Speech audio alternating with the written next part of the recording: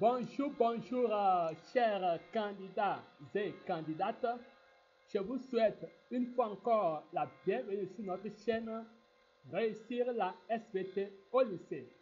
Dans cette vidéo, je m'en vais partager avec vous le corrigé du sujet de SVT de l'examen du bac D 2024, deuxième tour au Burkina Faso. Mon nom est M. Djikpo Komland Béni. Je suis enseignant de SVT au lycée. Si c'est votre première fois ici et vous voulez comprendre et réussir la SVT au lycée et dans le concours, commencez par cliquer sur le bouton s'abonner, activez la cloche de notification pour ne rien manquer de nos prochaines vidéos. Et nous commençons maintenant. Première partie, physiologie. Grand 1, la cellule. Avant de continuer, si vous voulez retrouver facilement cette vidéo dans les jours à venir, cliquez sur le bouton j'aime sous la vidéo. Cette action vous permettra de retrouver très facilement cette vidéo lorsque vous en aurez besoin. Grand 1, la cellule. Pour cette série de questions 1 à 6, recopiez sur votre copie le numéro de la question et uniquement la lettre qui correspond à la bonne réponse. 1. Chaque cellule somatique humaine possède A. 23 paires de chromosomes. B. 46 paires de chromosomes. C. 44 chromosomes. D. 23 chromosomes. Donc, la bonne réponse pour le 1, c'est A. 2. Les ribosomes A participent à la transcription. B. Participent à la duplication de l'ADN. C. Participe à la traduction. D. Participe à la production d'énergie. Pour le 2, c'est C qui est la bonne réponse. Participe à la traduction. 3. La base azotée complémentaire de l'adénine dans la molécule d'ADN est A. La guanine. B. L'adénosine. C. La cytosine. D. La thymine. Donc pour le 3 c'est D. La bonne réponse pour le 3 c'est D, la thymine. L'adénine est complémentaire de la thymine. 4. Les nucléotides sont constitués d'un A. Sucre en C5, d'un acide aminé et d'un groupement phosphate. B. Sucre en C5, d'une base azotée et d'un groupement phosphate. C. Sucre en C6, d'un acide aminé et d'un groupement phosphate. D. Sucre en C6, d'une base azotée et d'un groupement phosphate. Donc pour le 4, la bonne réponse c'est B. Sucre en C5, d'une base azotée et d'un groupement phosphate. 5. Laquelle des listes suivantes est constituée de l'ensemble des bases azotées de l'arène? A. Adénine, cytosine, guanine et thymine. B. Adénine, cytidine, guanine et cytosine. C. Adénine, uracile, guanine et cytosine. D. Adénosine, uracile, guanine et cytosine. Donc pour le 5, la bonne réponse c'est C. adénine, uracile, guanine et cytosine. 6. Chez les eucaryotes, l'ADN est situé dans A. Le noyau cellulaire, B. Le cytoplasme, C. La membrane plasmique, D. La vacuole. Donc pour le site, la bonne réponse c'est A. L'ADN est situé dans le noyau cellulaire. Donc en récapitulatif, pour le grand 1, comme élément de réponse 1, A, 2, C, 3, D, 4, B, 5, C, 6, A. Grand 2, reproduction. On cherche à déterminer les causes de l'absence prolongée de menstruation chez certaines femmes. Pour cela, des examens cliniques ont été réalisés chez 2 femmes A et B présentant ce trouble. Examen 1. Le dosage des taux sanguins des hormones ovariennes chez une femme à cycle sexuel normal et chez 2 femmes A et B fournit les résultats indiqués sur le document suivant. Voilà, on a ces résultats. Ici, on a femme à cycle sexuel normal, femme A, femme B.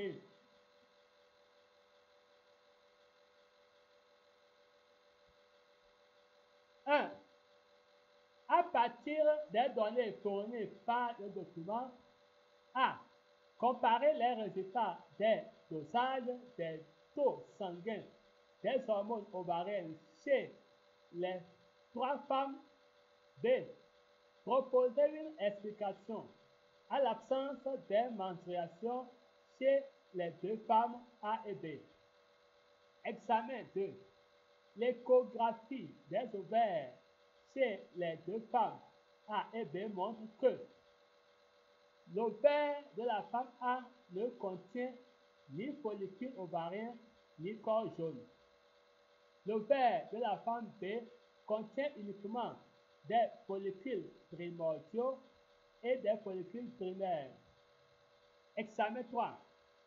Le dosage des hormones hypophysaires FSH et LH durant 1 mois a permis de déterminer les concentrations moyennes de ces hormones consignées dans le tableau ci-dessous.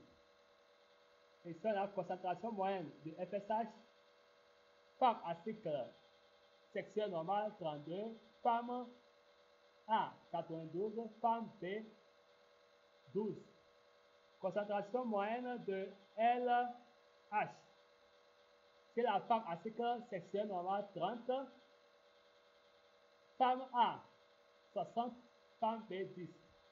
2. À partir de l'analyse des résultats des examens 2 et 3, préciser les causes de l'absence prolongée des menstruations chez chacune de ces femmes A et B. Comme élément de réponse au grand 2 qui est la reproduction, 1. A.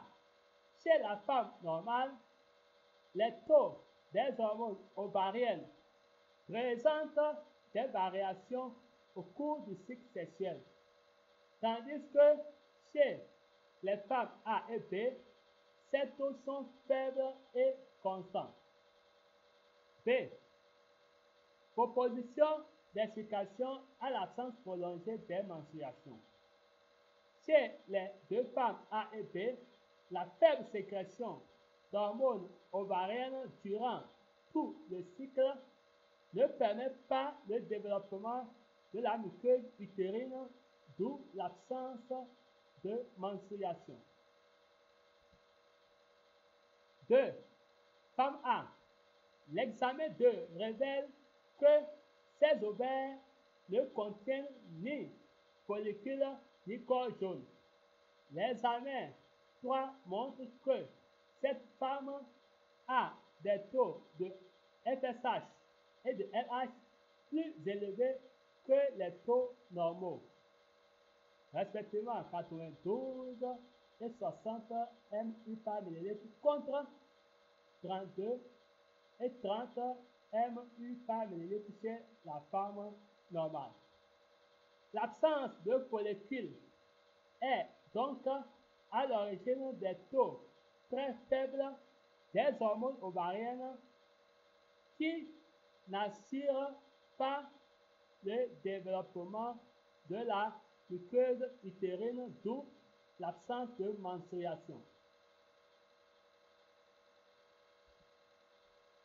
Femme B. L'examen 2 montre que les ovaires contiennent uniquement des follicules primordiaux et des follicules primaires qui n'évoluent pas. L'examen 3 montre que les taux de FSH et de LH sont plus faibles que les taux normaux, respectivement 12 et 10 mU par millilitre contre 32 et 30 mU par millilitre chez la femme normale. C'est le faible taux des hormones hypophysaires qui ne permet pas le développement des follicules ovariens, d'où le faible taux des hormones ovariennes responsables du non-développement de la muqueuse utérine, donc l'absence des menstruations. Cette femme a donc un dysfonctionnement du complexe hypothalamo-hypophysaire. Grand 3. Système nerveux, comportement moteur. Les groupes de mots suivants se rapportent au trajet de l'influx nerveux dans le cas d'un réflexe conditionnel de salivation de Pavlov. 1. Bulbe rachidien. 2. Aire corticale gustative. 3. Neurone moteur. 4. Glande salivaire. 5. Oreille interne. 6. Neurones sensitifs. 7. Aire corticale auditive. 8. Neurones d'association. Rangez-les dans le tableau ci-dessous que vous reproduirez sur votre copie en utilisant uniquement les chiffres correspondants. Donc, centre nerveux, effecteur, conducteur nerveux, récepteur. Quand on prend centre nerveux, on a 1. Bulbe rachidien. 2. Aire corticale gustative. 7. Aire corticale auditive. Effecteur. Effecteur, on a 4. Glande salivaire. Conducteur nerveux. Conducteur nerveux, on a 3 neurones moteurs, 6 neurones sensitifs, 8 neurones d'association. Maintenant, récepteur. Récepteur, on a 5. Pour le récepteur, on a 5. Oreille interne. Donc, comme élément de réponse au grand 3, système nerveux et comportement moteur, pour centre nerveux, on a 1, 2, 7. Pour l'effecteur, on a 4. Pour conducteur nerveux, on a 3, 6, 8. Pour récepteur, on a 5. Grand 4, milieu intérieur. Les observations suivantes ont été faites chez des mammifères. Observation A. Si on traite le rein par du cyanure qui bloque les oxydations respiratoires qui produisent de l'énergie, l'urine devient plus riche en Na+. Observation B. Chez les mammifères souffrant d'une atrophie des glandes surrénales, l'urine contient plus de Na+. Observation C. Chez les mammifères souffrant d'une atrophie des glandes surrénales, l'ingestion d'extraits surrénaliens diminue la concentration de Na+ dans l'urine. Observation D. En cas d'élévation du taux de Na+ dans le tubule rénal, on constate une augmentation de la concentration d'angiotensine suite à une sécrétion abondante de rénine par le rein. 1. Tirer une conclusion de chaque observation. 2. Expliquer le mécanisme de la régulation du taux de Na+ suite à une élévation de sa concentration dans le tube contourné distal. Comme élément de réponse au grand 4, quel est le milieu intérieur? 1. Conclusion. Observation A. La réabsorption du Na+ nécessite de l'énergie. Observation B. Les glandes surrénales interviennent dans la réabsorption du Na+ par les cellules rénales. Observation C. Les glandes surrénales agissent par voie hormonale, en parenthèse sanguine, pour permettre la réabsorption du Na+ par les cellules rénales. Observation D. Un taux élevé de Na+ provoque une sécrétion abondante de rénine suivie d'une augmentation de la concentration de l'angiotensine. 2. En cas d'élévation de la concentration de Na+ dans le tubule rénal, le rein sécrète de la rénine. La rénine transforme l'angiotensinogène hépatique en angiotensine. L'angiotensine stimule la sécrétion d'aldostérone par la corticosurrénale.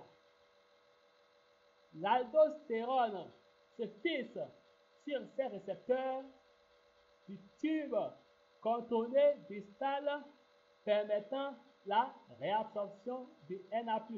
Grand 5. Immunologie. Certaines souris mutantes sont sans thymus à la naissance. Cette absence de thymus s'accompagne de l'absence de pelage, d'où l'aspect très caractéristique de ces animaux et le nom qui leur a été donné, souris nude. 1. Quelles sont les conséquences de cette absence de thymus au niveau des réactions immunitaires de l'organisme? 2. On effectue chez une de ces souris une greffe de peau provenant d'un rat albinos. A. Comment appelle-t-on ce type de greffe? Justifié. B. Comment évoluera cette greffe chez cette souris? 3. Quel traitement peut-on faire à ces souris vides pour leur éviter une mort prématurée dans un environnement normal? Comme élément de réponse au grand 5e immunologie, 1. L'absence de thymus empêche la maturation des lymphocytes T et rend peu efficaces les réponses immunitaires spécifiques dans lesquelles interviennent ces lymphocytes. 2. A. La greffe réalisée est une xénogreffe, car la souris vide et le rat sont d'espèces différentes. B. L'absence de thymus va provoquer un état de tolérance vis-à-vis des antigènes d'histocompatibilité du rat, qui ne seront pas reconnus comme appartenant au non-soi de la souris. Le greffon ne sera pas rejeté. 3. On peut envisager une injection de lymphocytes T de souris ou une greffe de thymus. Deuxième partie, génétique. Grand 1. Un couple 1 dont le mari est daltonien et la femme a vision normale, tous deux de registre positif, a eu 4 enfants. Un garçon A vision normale, de registre positif.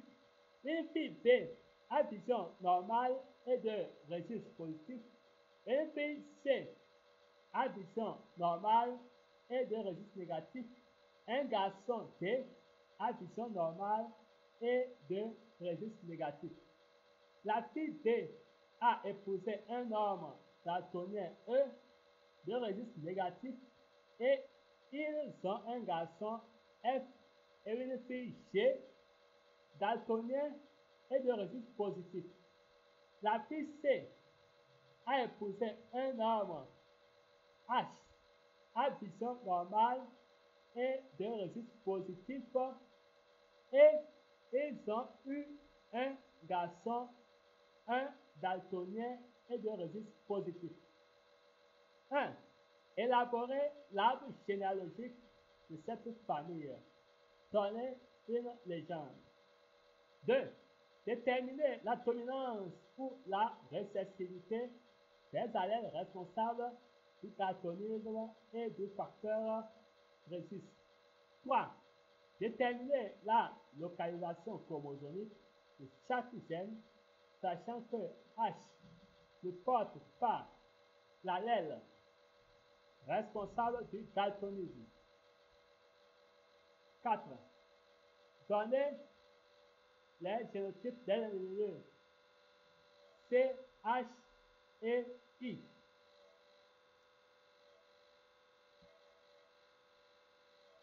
Donc, comme élément de réponse à la deuxième partie qui est la génétique, grand 1, élaboration de l'arbre généalogique. Voici notre arbre généalogique. Arbre généalogique de la famille. Donc, il y a légende, il faut mettre dedans. Légende, il faut mettre légende, garçon sain, garçon daltonien, fille saine, fille daltonienne, RH plus registre positif, RH moins registre négatif. 2. Dominance ou récessivité. Daltonisme. Les individus C et H non daltoniens ont eu un enfant I daltonien. L'allèle responsable du daltonisme est donc récessif. Choix des symboles des allèles. D, allèle. D majuscule, allèle normal. D minuscule, allèle responsable du daltonisme. Facteur rhésus. Le couple 1 de registre positif a eu des enfants de registre négatif D et C. L'allèle responsable du facteur rhésus était donc masqué chez les parents. Il est donc récessif. Choix des symboles des allèles. R, allèle responsable de caractère rhésus positif. R minuscule, allèle responsable du caractère rhésus négatif. 3. Localisation chromosomique des gènes. Daltonisme. Si l'allèle était porté par le chromosome sexuel Y, il n'y aurait pas de fille daltonienne, ce qui n'est pas le cas. Si le gène est porté par le chromosome sexuel X, une fille malade doit avoir son père malade et un fils malade peut avoir sa mère vectrice. C'est le cas, hypothèse recevable.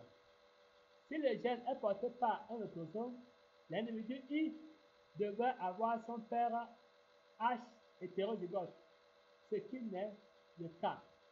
Le gène est donc porté par le chromosome sexuel X. Facteur rhésus. Si le gène était porté par Y, il n'y aurait pas de fille porteuse du facteur rhésus, ce qui n'est pas le cas. Si le gène est porté par X, l'allèle responsable de rhésus positif étant dominant, un père rhésus positif devait avoir toutes ses filles rhésus positifs, ce qui n'est pas le cas. Le gène responsable du facteur rhésus est donc autosomal. 4. Génotype des individus C, H et I. C. Voilà son génotype. H. Voilà son génotype. Il y a ça ou ça. I. Voilà son génotype. Grand 2. Pour cette série de questions 1 à 4, recopiez sur votre profil le numéro de la question et uniquement la lettre qui correspond à la bonne réponse. 1. Laquelle des propositions suivantes se rapportant à l'allèle dominant est vraie? A. Un allèle est dit dominant s'il n'exprime pas son caractère que lorsqu'il est présent sur les deux chromosomes homologues. B. Un allèle dominant exprime son caractère qu'il soit présent sur les deux chromosomes homologues ou sur un seul. C. Un allèle dominant n'exprime son caractère que s'il est présent sur un seul chromosome homologue. D. Un allèle est dominant lorsqu'il se présente en double sur un même locus. Donc, comme élément de réponse pour le grand 2, pour le 1, la bonne réponse c'est B. Un allèle dominant exprime son caractère qu'il soit présent sur les deux chromosomes homologues ou sur un seul. Maintenant, pour le 2, lequel des génotypes suivants se rapportant à l'homozygote pour deux gènes considérés est correct? A. Voilà la proposition qu'on a au A. Pour le B, voici sa proposition.